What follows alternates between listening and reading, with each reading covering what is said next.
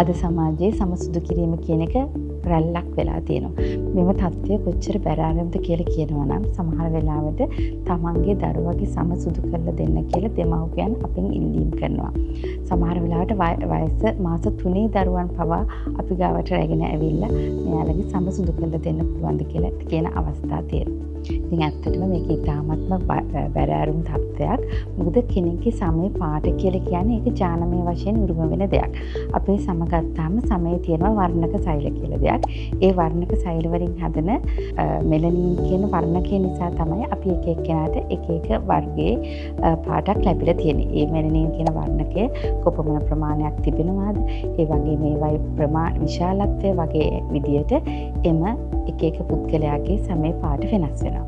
ඉතින් මෙම සමේ වර්ණය අපිට ආලේපන වර්ගයකින් හෝ එන්නත් මාර්ගයෙන් ආරක්ෂිත පෙරස වෙනස් කරන්න හැකියාවක් නැහැ. ඉතින් විශේෂයෙන්ම කුඩා දරුවන්ගේ මෙම සමේ පාට වෙනස් කර ගැනීමට දෙමව්පියන් හිතනවා නම් ඒක ඉතාමත්ම ශෝචනීය තත්ත්වයක් කියලා කියන්න පුළුවන්.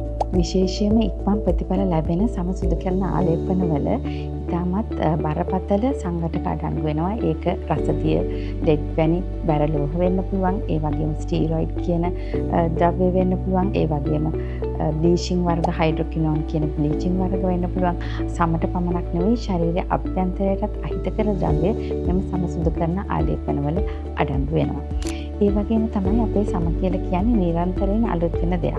ඒක නිසා ඕනම ක්‍රමයකින් සමසුදු කරගත්තත් ඒක නැවතත් යථා තත්ත්වයට පත් වෙනවා දවස් 28ක් ඇතුළත සම අලුතෙන් හැදෙන නිසා. ඉතින් ඒක නිසා ඔබ සමේ පාට වෙනස් කරන්න හදනවා නම් එම දේවල් දිගින් දිගටම කළ යුතු වෙනවා.